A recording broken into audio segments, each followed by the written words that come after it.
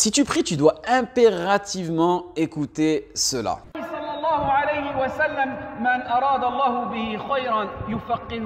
Assalamu alaikum wa rahmatullah wa barakatuh. Beaucoup de vidéos sur YouTube nous expliquent comment effectuer la prière. Moi-même, j'en ai effectué, mais j'ai remarqué qu'il y avait un manque. Il n'y avait aucune vidéo qui nous explique comment accomplir la prière. Et ce qu'il faut comprendre dans un premier temps, c'est que l'accomplissement de la prière n'est ni dans les maisons, ni dans les mosquées. Où est-il alors cet accomplissement?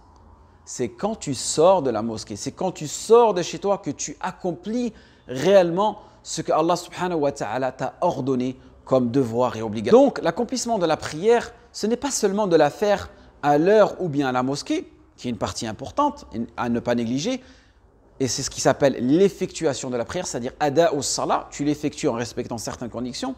En revanche, l'accomplissement de la prière, c'est bien plus que cela. Car dans l'accomplissement, nous avons le mot iqama, iqamatu salat min al-qima, qui signifie en arabe la valeur. Comment en effectuant cette prière, elle te donnera une valeur?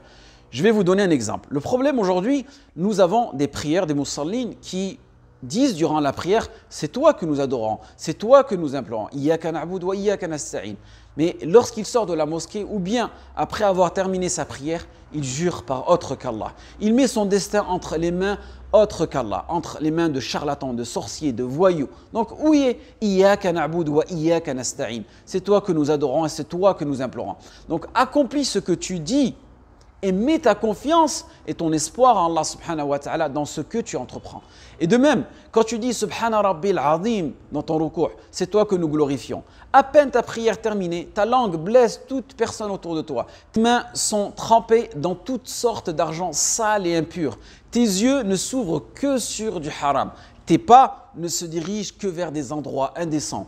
Où est la glorification d'Allah subhanahu wa ta'ala? Où est Subhana Rabbil Azim? Où est Subhana Rabbil A'la? Beaucoup de personnes cherchent l'accomplissement de soi-même à travers toutes sortes de moyens, malheureusement aujourd'hui, mais négligent le meilleur des moyens qui est à travers la prière, cette prière que nous effectuons 5 fois par jour. Allah subhanahu wa ta'ala dans le Coran ne nous dit pas « Sallu », il nous dit « Aqimu salat », accomplissez votre prière, car si tu accomplis ta prière correctement, tu accompliras, tu atteindras toute forme d'objectif, qu'il soit mondain ou qu'il soit spirituel. Tu accompliras une vie familiale parfaite. Tu accompliras une vie professionnelle exemplaire. Tu accompliras une vie spirituelle complète. Donc maintenant, ne te plains plus et ne dis plus « Je ne comprends pas pourquoi les choses vont mal ». Tu sais où est le manque. Il est dans ta prière, mais pas dans son effectuation.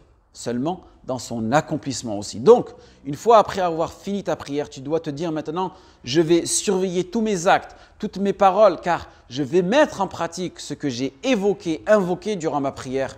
Et n'oublie pas aussi ce verset. Inna as-salat tanha anil fahsha'i wal munkar. En vérité, la salat préserve de la turpitude et du blâmable.